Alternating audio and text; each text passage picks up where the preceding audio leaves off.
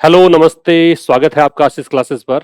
बात करेंगे the Hindu editorial की और उससे पहले थोड़ी सी जानकारी कि एक तो एसएससी का एग्जाम बहुत नज़दीक है और अगर आप अभी भी सोच रहे हैं कि क्या किया जाए, कैसे तैयारी स्टार्ट की जाए, तो बहुत ही अच्छा विकल्प दे रहा हूँ आपको कि ये वाला कोर्स अपना जो है ये आप परचेज कर सकते हैं। इस कोर्स में आपको बिल्कुल जीरो लेवल से एडवांस्ड लेवल तक की इंग्लिश, जैसी परीक्षा में पूछी जाती है ऐसी इंग्लिश मिल जाएगी, विद एक्सरसाइज मिल जाएंगी। हर एक टॉपिक के काफी सारे क्वेश्चंस हमने डिस्कस किए हैं। ठीक है, मतलब ये कोर्स लेने के बाद कहीं कोई प्रॉब्लम आपको रहेगी नहीं, मुझे ऐसा लगता है।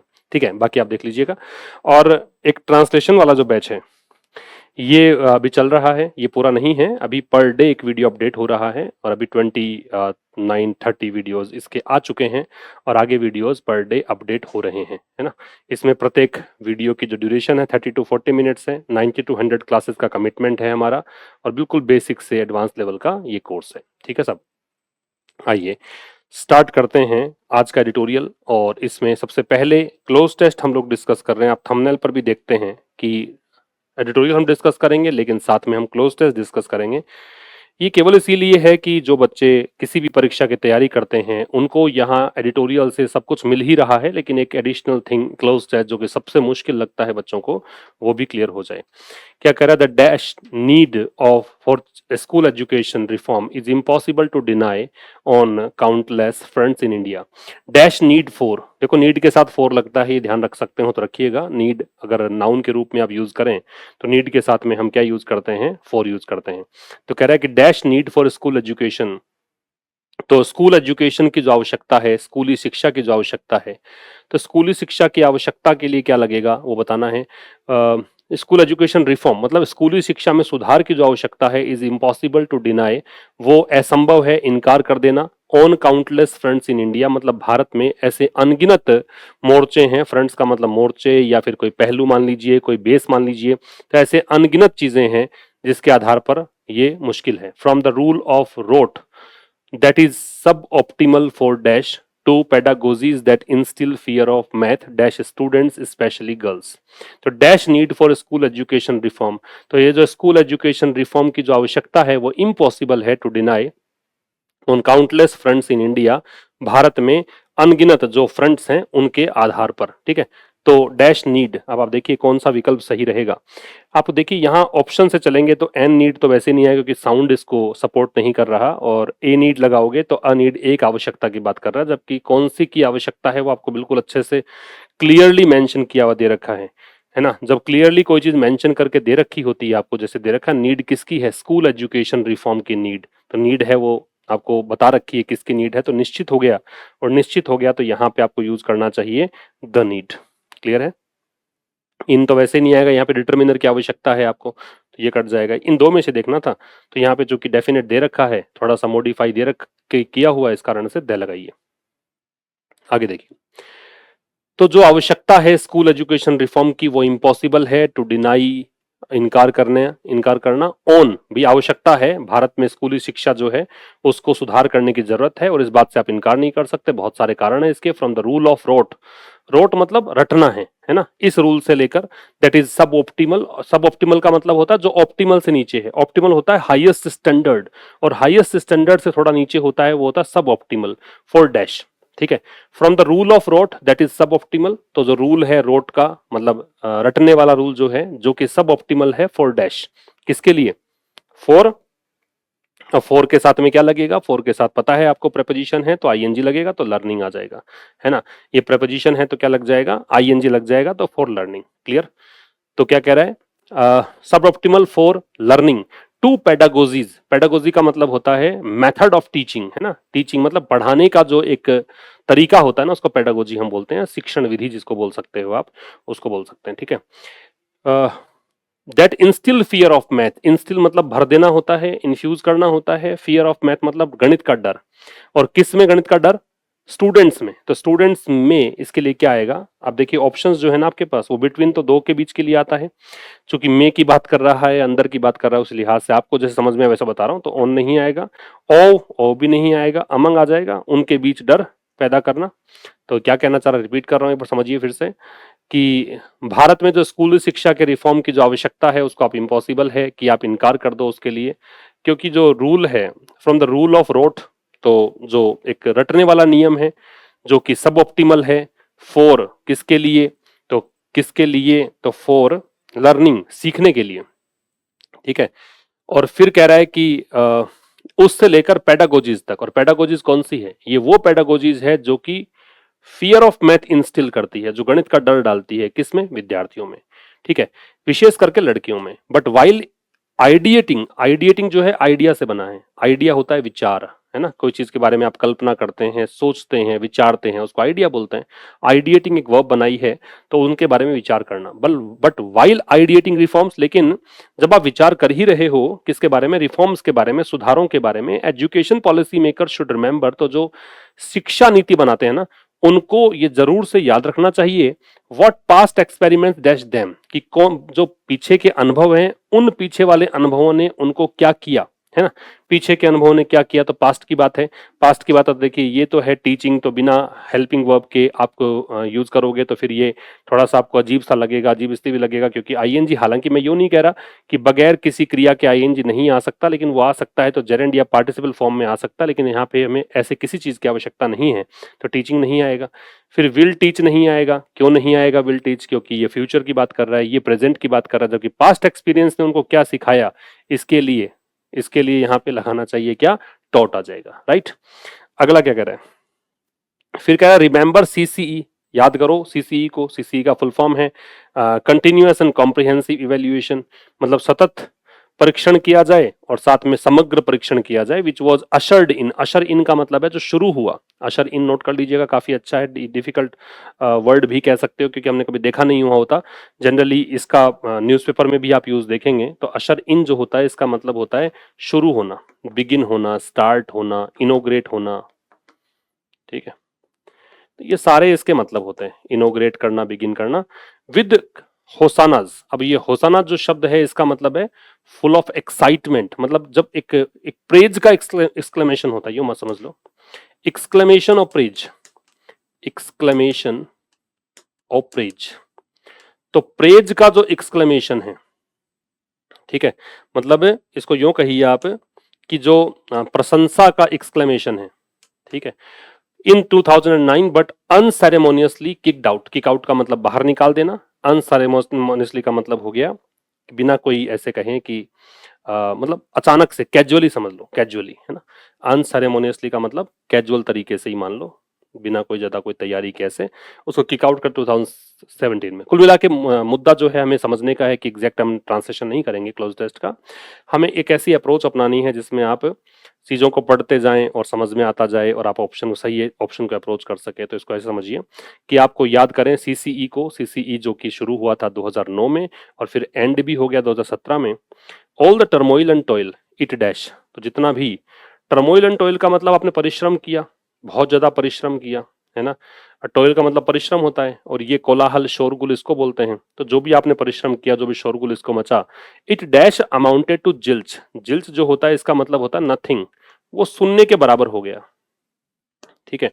तो अगला जो ऑप्शन है वो देखिए, generate, generating, are generate, is generate और आर जनरेटेड। पहली बात देखो ऑप्शन से मैं काट दूं, ये वाला ऑप्शन कट जाएगा कि इज के साथ में जनरेट दे रखा है, इज के साथ में फर्स्ट फॉर्म नहीं आ सकती, कोई भी बी का फॉर्म होता है इज एम आर वॉज, और उसमें थर्ड फॉर्म आती है, पता होगा आपको ये बात, तो ये दोनों कट जाएंगे। ये जनरेटिंग जो है तो इसमें कोई हेल्पिंग वर्ब दे नहीं रखी, बिना हेल्पिंग वर्ब के अगर करोगे तो गड़बड़ हो जाएगा ये, फिर ये प्रेजेंट पार्टिसिपल बनेगा जबकि ऐसा बन नहीं रहा। तो यहाँ पे जनरेटेड, ये पास्ट फॉर्म, मतलब जितना भी टॉयल एंड टर्मोइल इसने जनरेट किया, जो भी इसने एक प्रकार से माहौल बना, शोरगुल बना इसके इर्द गिर्द, या मेहनत इसने करी, तो जनरेट किया, वो बराबर था, अमाउंट टू का मतलब होता है इक्वल होना, वो नथिंग के बराबर था इन दी एंड, मतलब एंड में ये सिफर हो गया, शून्य हो गया। तो ये आंसर्स थे आपके इस क्लोज टेस्ट के। और ये क्लोज टेस्ट आपसे कहाँ पूछा गया था, ये क्लोज टेस्ट आपसे पूछा गया था steno grade C and D exam 13/10/2023 shift first को, ठीक है सर। तो ये आपका हो गया क्या, क्लोज टेस्ट। अब लेट्स स्टार्ट टुडेज एडिटोरियल। तो एडिटोरियल की हम बात करें तो सब देखो, एडिटोरियल में दे रखा no fetters on Thug Life extra judicial bans. No fetters का मतलब है कोई भी बेड़ियां नहीं है, फेटर्स का मतलब होता है बंधन, बेड़ियां। तो इसके लिए सिनोनिम्स आप क्या ले सकते हैं? इसके लिए आप सिनोनिम ले सकते हैं, या तो इसको कहिए आप चेन्स, ठीक है, जंजीरें होती हैं, बेड़ियां होती हैं, या इसके लिए एक बहुत ही अच्छा और इम्पोर्टेंट वर्ड जो आपके परीक्षा के दृष्टिकोण से हो सकता है वो मैनिकल्स हो सकता है। मैनिकल्स का मतलब भी क्या है? जंजीर या बेड़ियां। और एक शैकल्स हो सकता है जिसको आप अपनी क्षेत्रीय भाषा में सांकड़, जो समझ रहे होंगे राजस्थानी बच्चे जो हैं वो जानते हैं इस बात को, सांकड़ हम लोग बोलते हैं, तो ये शैकल्स इंग्लिश का वर्ड होता है। तो नो फेटर्स मतलब कोई भी बेड़िया नहीं है, कोई बंधन नहीं है। किसको लेकर लिखा गया? और ठग लाइफ एक मूवी का नाम है, ठीक है। ठग लाइफ जो है कन्नड़ एक मूवी है और sorry, Kamal Haasan lead role play कर रहे हैं इसमें। उन्होंने कुछ भाषा को लेकर कह दिया था, इस कारण से कर्नाटका में इसको रिलीज नहीं होने दिया जा रहा, उसी को लेकर लिखा गया है। तो ये ठग लाइफ को लेकर लिखा है। एक्स्ट्रा जुडिशियल बैंस जो हैं उसको लेकर लिखा है। एक्स्ट्रा जुडिशियल का मतलब ऐसा मत ना समझना कि ये अतिरिक्त न्यायिक प्रतिबंध है, ऐसा नहीं है। पहले तो आप बैन के सिनोनिम डाल लीजिए। बैन जो है इसको आप क्या कह सकते हो? टैबू कह सकते हो, या इसको आप प्रोस्क्रिप्शन कह सकते हो, ठीक है साहब। प्रतिबंध जो होता है ना उसको हम कहते हैं बैन। तो टैबू या प्रोस्क्रिप्शन इसको कहा जा सकता है। एक्स्ट्रा जुडिशियल का मतलब ये नहीं है अतिरिक्त न्यायिक। इस एक्स्ट्रा जुडिशियल का मतलब है जो इस न्याय की मतलब कोर्ट के अंदर हो ही नहीं, है ना, कोर्ट में हुआ ही नहीं, नॉट लीगली ऑथोराइज्ड जो होता है, इसको आप क्या कह सकते हैं? नॉट लीगली ऑथोराइज्ड, जो लीगल तरीके से अधिकृत ही नहीं है। नॉट लीगली ऑथोराइज्ड, जो लीगल तरीके से ऑथोराइज्ड नहीं है उसको हम बोलेंगे एक्स्ट्रा जुडिशियल बैंस का मतलब प्रतिबंध है। तो कोई जंजीरें नहीं, कोई बेड़ियां नहीं, किसको लेकर लिखा गया है? ठग लाइफ को लेकर। और जो प्रतिबंध लगाए गए थे और जो एक कह सकते हो कि गैर कानूनी तरीके से प्रतिबंध लगाए गए थे उसको लेकर एडिटोरियल लिखा गया है। नीचे दे रखा है इन ठग लाइफ केस, ये जो केस है ठग लाइफ मूवी वाला जो केस है इसमें कोर्ट जो है वो सपोर्ट करता है। अपहोल्ड का मतलब होता है सपोर्ट करना, अपहोल्ड का मतलब होता है सपोर्ट करने के अलावा आप इसको क्या कह सकते हैं? मतलब इंडोर्स करना, समर्थन करना, सहारा देना। तो कोर्ट जो है वो साथ देता है सर्टिफाइड फिल्म्स का, मतलब इसने साथ दिया है जो प्रमाणित फिल्म है उनका। फिल्म्स यहाँ पे नाउन है, सर्टिफाइड एडजेक्टिव है, पास्ट पार्टिसिपल है। अगेंस्ट एक्स्ट्रा जुडिशियल बैंस, किसके खिलाफ? जो गैर कानूनी रूप से प्रतिबंध लगाए हैं उनके खिलाफ, ठीक है।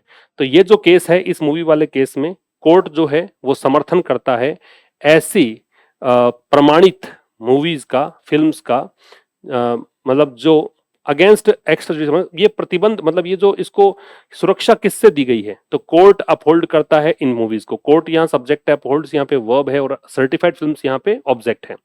तो ये यहाँ पे सहारा दे रहा है सर्टिफाइड फिल्म्स को। किसके खिलाफ सहारा मिल रहा है? तो एक्स्ट्रा जुडिशियल बैंस के खिलाफ सहारा मिल रहा है, ठीक है। आगे दे रखा है in ensuring the screening of the film Thug Life. Ensuring मतलब सुनिश्चित करना। तो सुनिश्चित करते हुए, सुनिश्चित करने में किसको? स्क्रीनिंग ऑफ द फिल्म की, जो फिल्म की स्क्रीनिंग हो। स्क्रीनिंग का मतलब है शोइंग ऑफ द मूवी, मतलब सिनेमा घरों में दिखाई जाए, इस चीज को सुनिश्चित करते हुए। फिल्म का नाम है ठग लाइफ और बीच में दे रखा है थेस्पियन।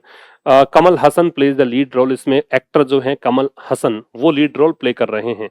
थेस्पियन यहाँ पे एक वर्ड है, इसका मतलब होता है एक्टर या परफॉर्मर, एक्टर या परफॉर्मर। और ये आपको बहुत बार न्यूज़पेपर में एक्टर के स्थान पे यूज किया हुआ वर्ड मिलेगा। तो इस चीज को सुनिश्चित करने में, किस चीज को? कि फिल्म ठग लाइफ को दिखाया जाए, इसकी स्क्रीनिंग की जाए। तो और इस मूवी में डैश आगे बताया कि इसमें अभिनेता कमल हसन जो है वो लीड रोल में है। इन कर्नाटका, कर्नाटका में the Supreme Court of India has unequivocally asserted.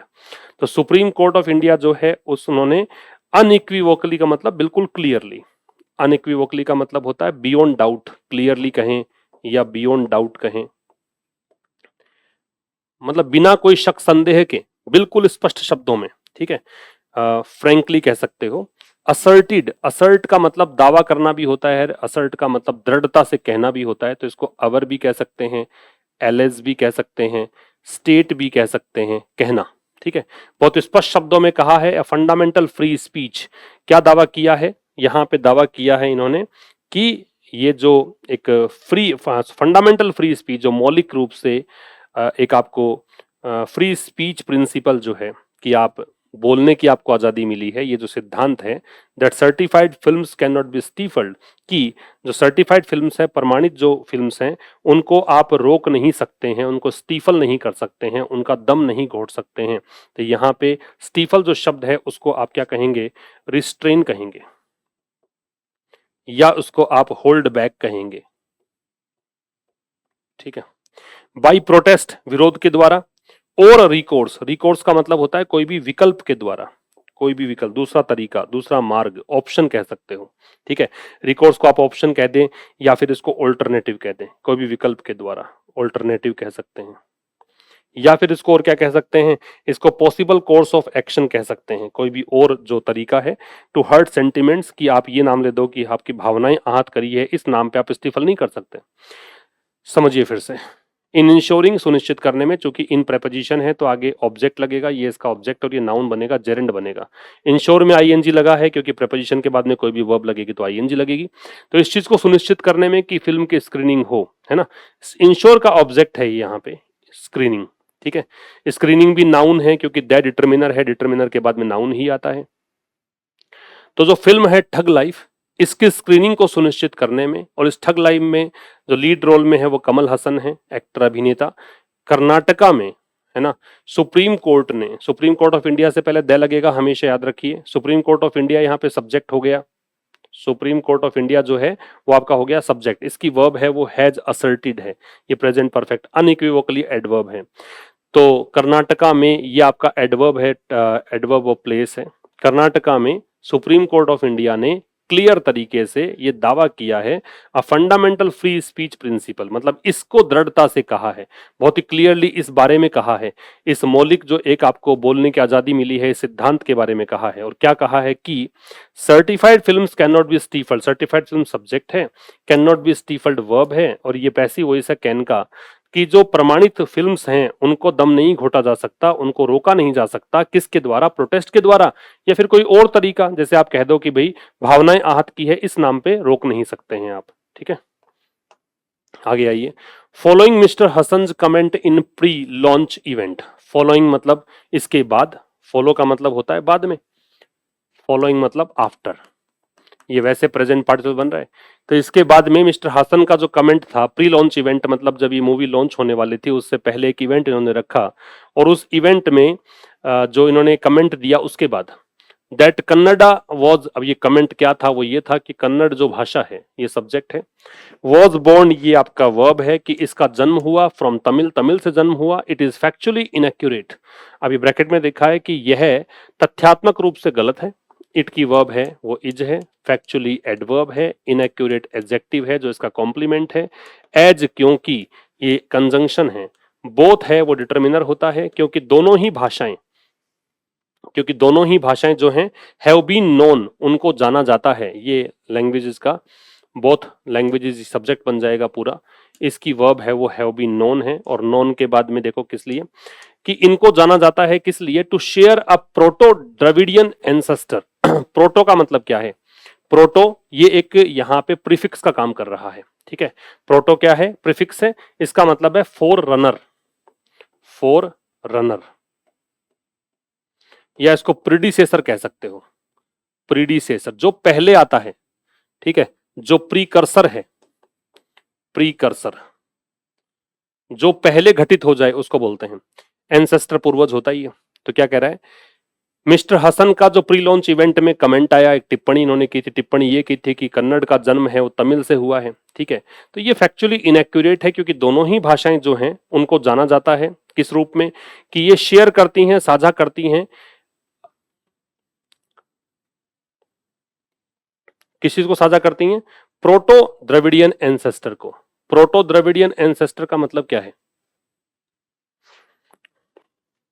Proto Dravidian ancestor का मतलब हो गया ये साझा करती हैं जो द्रविडियन एंसेस्टर है, द्रविडियन जो पूर्वज है, द्रविड मतलब ये एक भाषा का नाम है ना, इसको साझा करती है, मतलब दोनों ही इसी का भाग है, इनके पूर्वज हैं वो द्रविड़ भाषा रही हुई है, तो इनका ये भाग है। ठीक है, तो यहाँ पे फिर समझ लीजिए, ये कमेंट इन्होंने किया, इस कमेंट को इन्होंने फैक्चुअली रॉन्ग दर्शाया है, द फिल्म हैज फेस्ड, इसके बाद अभी फॉलोइंग मतलब इसके बाद the film has faced, film ने फेस किया है, ये प्रेजेंट परफेक्ट हो गया।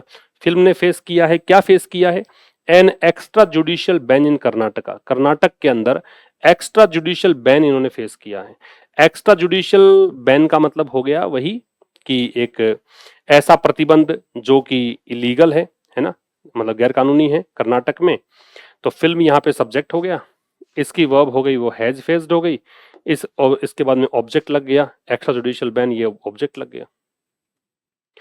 The Karnataka high court had suggested, ठीक है, कर्नाटका हाई कोर्ट ने सजेस्ट किया था, कर्नाटका हाई कोर्ट सब्जेक्ट हो गया यहाँ पे, इसकी वर्ब है वो हैड सजेस्टेड हो गई, दैट ही अपोलोजाइज। अब ये सब्जेक्टिव मूड है, सब्जेक्टिव मूड का मतलब है कि हाइपोथेटिकल कंडीशन डिनोट करनी है आपको, काल्पनिक स्थिति बताने के लिए आप क्या लगाते हैं, आप लगाते हैं सब्जेक्टिव मूड। मतलब इसमें ऐसे समझ लो कि कई बार सजेस्ट मिलेगा, कई बार इंसिस्ट मिलेगा, कई बार रिक्वेस्ट लिखा मिलेगा, कुछ वर्ब्स होती हैं समझ लीजिए। मतलब कोई व्यक्ति, ये एक पहली बात तो काल्पनिक स्थिति को शो करता है, दूसरा इसमें ये तय होता है कि एक तरीका होता है कन्वे करने का कि भाई कोई जो स्पीकर है, जो व्यक्ति बोल रहा है, उसका एटीट्यूड, उसका पर्सपेक्टिव क्या है किस सिचुएशन को लेकर, वो क्या चाहता है, उसके लिए ये सब्जेक्टिव मूड यूज करते हैं। और इसमें जनरली कुछ वर्ब्स होती हैं, ठीक है, आप लिखना चाहे तो लिख लेना, एडवाइज होती है, आस्क होती है ना, डिमांड होती है, सजेस्ट होती है, विश होती है, होप होती है ना, इंसिस्ट होती है। ये कुछ वर्ब्स होती हैं जिनके होने पर आपको हमेशा ही कोई भी सब्जेक्ट, भले ही चाहे सिंगुलर सब्जेक्ट ही क्यों ना आए, लेकिन आपको वर्ब जो है वो वी जीरो मतलब बेस फॉर्म लगानी होती है। ठीक है, आप सिंगुलर की तरह ट्रीट नहीं करते। जैसे कि आपने पता होगा कि एक सेकंड कंडीशनल सेंटेंस हम पढ़ते हैं, हाइपोथेटिकल कंडीशन पढ़ते हैं, वहां पे हाइपोथेटिकल कंडीशन में क्या होता है, हाइपोथेटिकल कंडीशन में आप देखते हैं कि इफ के साथ में आई है तब भी वर लगता है, ही है तब भी वर लगता है, लेकिन जनरली तो हम वॉज लगाते हैं। फिर भी वर इसीलिए लगता है क्योंकि वो सब्जेक्टिव मूड का हिस्सा है। ठीक है, तो यहाँ पे सजेस्ट दे दिया, सजेस्ट के बाद में जब वर्ब लगा रहे हैं, देखो ही के साथ आना तो चाहिए अपोलोजाइजेस, लेकिन यहाँ पे अपोलोजाइज वर्ब दे रखी है, फर्स्ट फॉर्म दे रखी है, बेस फॉर्म दे रखी है, इन्फिनिटिव यूज करते हैं, और वो भी टू के बगैर, जिसको आप बेयर इन्फिनिटिव बोलते हैं, ऐसा समझ लो। तो ये ध्यान रखना है आपको, ये सब्जेक्टिव मूड का हिस्सा है।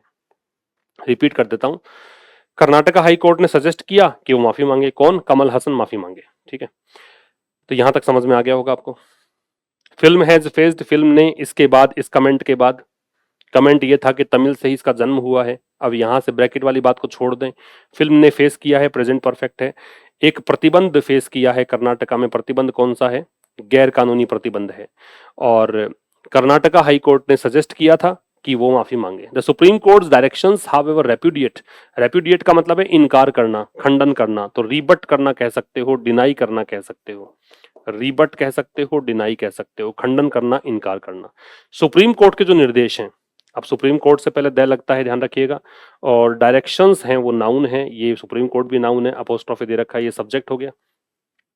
तो सुप्रीम कोर्ट के जो निर्देश हैं, हालांकि ये कंजंक्टिव एडवर्ब है, मतलब ऐसा एडवर्ब है जो कंजंक्शन का भी काम करता है और एडवर्ब का भी काम करता है, तो कंजंक्टिव एडवर्ब है। ठीक है, सुप्रीम कोर्ट के निर्देश हालांकि रेप्यूडिएट करते हैं दिस मॉरल पोजीशन, इस नैतिक स्थिति का खंडन करते हैं। ठीक है, taken by the high court, जो स्थिति या जो रुख यहाँ पे अपनाया गया हाई कोर्ट के द्वारा, तो पोजीशन यहाँ पे नाउन है, इस पोजीशन के लिए ये टेकन जो है वो एडजेक्टिव और पोस्ट पोज एडजेक्टिव है, क्योंकि नाउन से बाद में अगर आप लगाते हो ना तो इसको आप बोलते हैं पोस्ट पोज एडजेक्टिव। ठीक है, तो हाई कोर्ट के द्वारा जो एक नैतिक स्टैंड लिया गया था ना, उसके उसको ये जो निर्देश दिए गए हैं उसका खंडन करते हैं। ब्रिंगिंग इनटू फोकस मतलब ध्यान में लाते हुए, मतलब इन्होंने सारा ध्यान इसी पर लाना चाह रहे थे। The judiciary's role as a guardian of due process, ध्यान में लाते हुए किस चीज को? कि जुडिशरी का रोल है, जुडिशरी किसको बोलते हैं? न्यायपालिका को। द का प्रयोग करेंगे, जुडिशरी हो, लेजिस्लेटिव हो या फिर आप एग्जीक्यूटिव हो, उन सब में द का प्रयोग करते हैं, तो द लगा दिया। The judiciary's role as a guardian, की ध्यान में लाते हुए किस चीज को? न्यायपालिका के रोल को। किस रूप में? है ना, एज दे रहा है यहाँ पे, के रूप में, ये प्रपोजिशन हो गया। किस रूप में? एक गार्डियन के रूप में, एक संरक्षक के रूप में। और संरक्षक किसका है? Due process. ड्यू प्रोसेस मतलब जो प्रक्रिया होनी चाहिए, जो एक प्रक्रिया, एक कह सकते हो ड्यू है, ड्यू मतलब यही, ये काम इसको करना है, न्यायपालिका का काम यही है ना, तो ये ड्यू प्रोसेस का संरक्षक के रूप में। ठीक है सब। आगे आइए, बहुत आसान सा एडिटोरियल है ये। After the film was certified by the CBFC, अब जब ये फिल्म सर्टिफाइड की गई, आफ्टर यहाँ कंजंक्शन का काम करेगा। द फिल्म सब्जेक्ट हो गया, वॉज सर्टिफाइड वर्ब हो गई, पास्ट इंडेफिनिट का पैसिव हो गया। तो सीबीएफसी के द्वारा जब ये प्रमाणित की गई थी मूवी, उसके बाद देयर शुड बी नो फैटर्स, अगर प्रमाणित ही कर दी इसने तो फिर कोई बंधन नहीं होना चाहिए, कोई बेड़ियां नहीं होनी चाहिए। देयर एडवर्ब है, इससे स्टार्ट किया है तो वर्ब पहले आ रही है, ठीक है, और ये डिटर्मिनर है, ये नाउन है, तो कोई बंधन नहीं होना चाहिए ऑन इट्स रिलीज, इसको रिलीज करने को लेकर, ठीक है। एंड देयरफॉर, और इसीलिए the extra judicial ban violated, इसीलिए जो ये प्रतिबंध लगा गैर कानूनी रूप से, जो कोर्ट से बाहर डिसाइड हुआ, इसने वायलेट किया, उल्लंघन किया, इसको आप बोलते हैं ब्रीच, इसको आप बोलते हैं कॉन्ट्रावीन, इसको आप बोलते हैं इनफ्रिंज। तो इसने वायलेट किया किस चीज को? इनफ्रिंज, INFRINGE, किसको? रूल ऑफ लॉ को। रूल मतलब विधि का शासन, कि सबसे ऊपर क्या है? कानून है। कानून को आप अपने हाथ में नहीं ले सकते हैं। सभी के सभी लोग जो हैं, चाहे कितना ही राजा रंक कोई भी हो, वो सब कानून के अधीन है, ठीक है। तो क्या कह रहा है कि जब फिल्म को सर्टिफाई कर दिया गया था तो फिर कोई बंधन नहीं होना चाहिए, ठीक है। किसको लेकर? इसके रिलीज को लेकर। इसीलिए जो एक्स्ट्रा जुडिशियल बैन है, ये सब्जेक्ट हो गया आपका। ये बैन जो है उसने उल्लंघन किया विधि के शासन का। The film certification framework, framework का मतलब सिस्टम होता है, स्ट्रक्चर होता है, ढांचा कह सकते हो आप, फ्रेम कह सकते हो। तो ये जो फिल्म सर्टिफिकेशन वाला सिस्टम है ना, फिल्म को सर्टिफाई करने वाला सिस्टम है, गवर्नड बाई मतलब जो कंट्रोल होता है, जो इसके द्वारा कंट्रोल्ड होता है, जो इसके द्वारा चलाया जाता है, जो इसके द्वारा संचालित होता है, उसको हम बोलते हैं क्या? Governed by.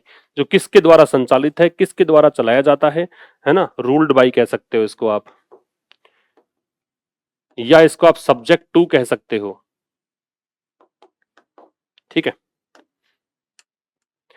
तो कह रहा है कि जो ये फिल्म को सर्टिफाई करने वाला जो प्रोसेस है ना, ये सिस्टम है जो कि चला जाता है सिनेमेटोग्राफ एक्ट के द्वारा।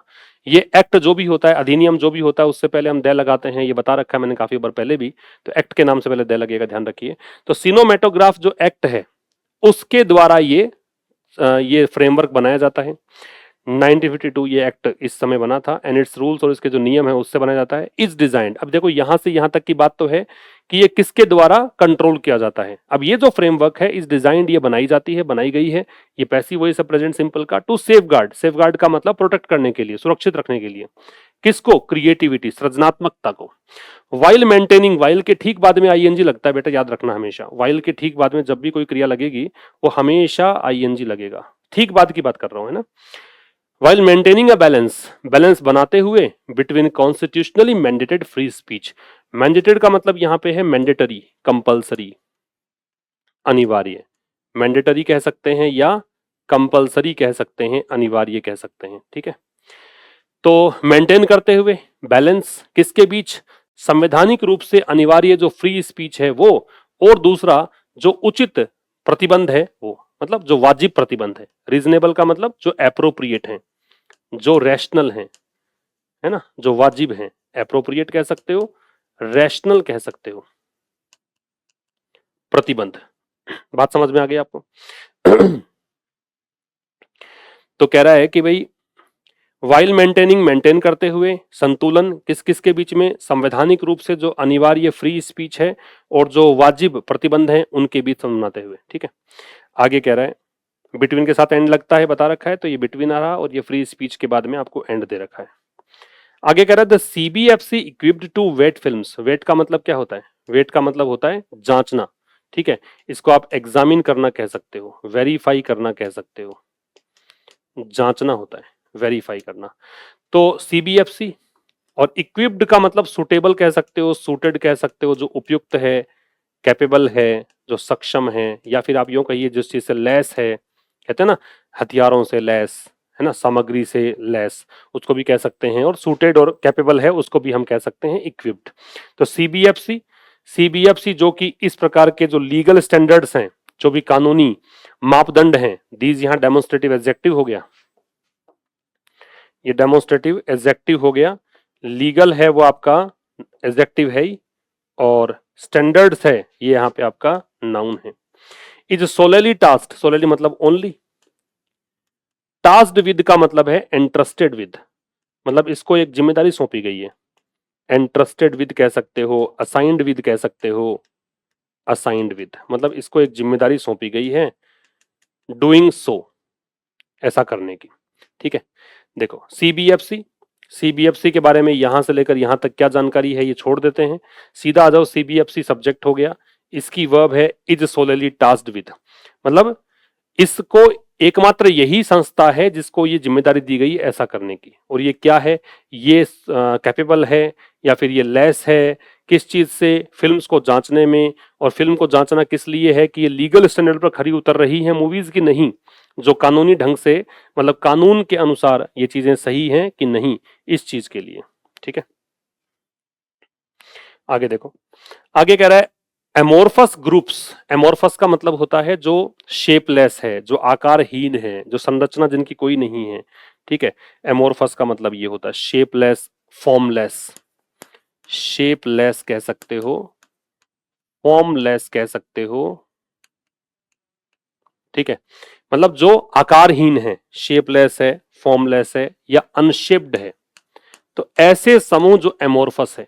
ठीक है, मोरफस जो होता है ना उसमें आकार होता है, ए लगने के बाद इसका आकारहीन हो जाता है। ठीक है, तो एमोरफस जो ग्रुप्स हैं वो समूह जो कि संरचनाहीन है। ठीक, क्लेमिंग दावा कर रहे हैं, हर्ट सेंटिमेंट्स की भाई भावनाएं आहत हुई हैं, टू इंटिमिडेट मतलब डराने के लिए, स्केयर करने के लिए, फ्राइटन करने के लिए, डराने के लिए। अ फिल्म रिलीज, क्या डराना कि फिल्म की रिलीज नहीं होगा। Have no role in this, उनका कोई रोल नहीं है। एमोरफस ग्रुप्स जो है ना ये सब्जेक्ट है आपका, इस सब्जेक्ट में ये वर्ब है, इसमें एमोरफस एडजेक्टिव है, ग्रुप्स नाउन है, इसकी वर्ब हैव है, नो रोल में नो डिटरमिनर है, रोल नाउन है।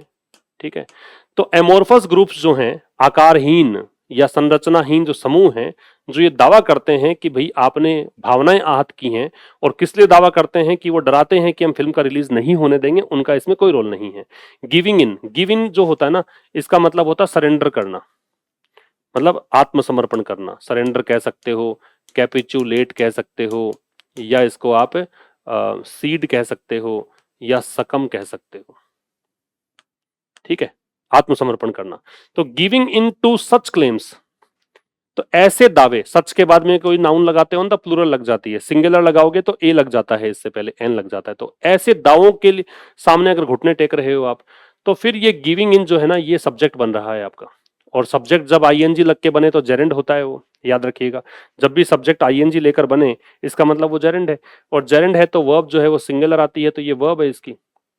तो ऐसे दावों के सामने घुटने टेकना जो है ना उसका खतरा है। किस चीज का खतरा है, वायलेटिंग फ्री स्पीच राइट्स, कि जो आपका बोलने की आजादी वाला जो एक है ना आपके पास अधिकार, उसका उल्लंघन हो रहा है। वायलेट हमने देखा, ब्रीच करना, इन्फ्रिंज करना, ये सब। And hurting the livelihoods of actors, और आप जो आजीविका है अभिनेताओं की, कलाकारों की, टेक्नीशियन की, और जो वर्कर्स हैं उनको आप क्या कर रहे हो, हर्ट कर रहे हो, है ना, उनको आहत कर रहे हो। इसका मतलब ये है the top court rightly, top court मतलब सुप्रीम कोर्ट, तो सुप्रीम कोर्ट सब्जेक्ट हो गया, राइटली एडवर्ब हो गया। इसने बिल्कुल ठीक तरीके से करेक्टराइज किया है। करेक्टराइज किया है इसका मतलब इसने क्या किया है, बिल्कुल सही तरीके से ये बात बताई है, स्टेट किया है, मार्क किया है, चिन्हित किया है। आप इसको मार्क कह सकते हो या आइडेंटिफाई कह सकते हो, आइडेंटिफाई। ठीक है, तो जो टॉप कोर्ट है, सर्वोच्च न्यायालय है, उसने बिल्कुल सही तरीके से आइडेंटिफाई किया है इन प्रतिबंधों को। ठीक है, ये बैन सब्जेक्ट है, ये आपका एडजेक्टिव है। किन प्रतिबंधों को, जो एक्स्ट्रा जुडिशियल है, जो प्रतिबंध गैर कानूनी है। और किस रूप में आइडेंटिफाई किया है, एज अ डायरेक्ट इन्फ्रिंजमेंट, की ये प्रत्यक्ष रूप से उल्लंघन है। किसका, on film makers constitutionally guaranteed right, कि जो फिल्म मेकर्स हैं, मूवी बनाने वाले लोग हैं, उनका संवैधानिक रूप से उनको एक राइट दिया गया है। और राइट कैसा है, गारंटीड है टू फ्रीडम ऑफ स्पीच। और राइट किसका होता है उसके लिए टू लगता है, मतलब बोलने की आजादी वाला, स्पीच अभिव्यक्ति की आजादी वाला जो एक आपका जो राइट है, उसका उल्लंघन है ये। ठीक है, इन्फ्रिंजमेंट किसका है, तो इन्फ्रिंजमेंट जिसका भी है उसके लिए देखो ऑन लग रहा है। जब भी आप कहें कि उल्लंघन है, उल्लंघन किस चीज का है, तो ऑन लग जाएगा। इन्फ्रिंजमेंट है इस चीज का, किसका, फिल्म मेकर्स। अब देखो मेकर्स के बाद अपोस्ट्रोफे लग रहा है तो जेनिटिव केस है। जब प्लूरल नाउन होती है जिसके लास्ट में एस और ईएस होता है, फिर आपको अपोस्ट्रोफे एस लगाना है कि अपोस्ट्रोफे, तो आप अपोस्ट्रोफे को ही चुनो और एस के बाद लगाओ। कॉन्स्टिट्यूशनली गारंटीड, ये आपका राइट तो नाउन हो गया, गारंटीड एडजेक्टिव, कॉन्स्टिट्यूएंट एडवर्ब है। तो संवैधानिक रूप से तो गारंटीड राइट है, और राइट किस चीज का है? फ्रीडम ऑफ स्पीच का और एक्सप्रेशन का, उसका उल्लंघन है। क्लियर है? तो ये था आज के इस एडिटोरियल में। मुलाकात होगी अब कल एक नए सेशन के साथ। तब तक के लिए नमस्कार, थैंक यू वेरी मच।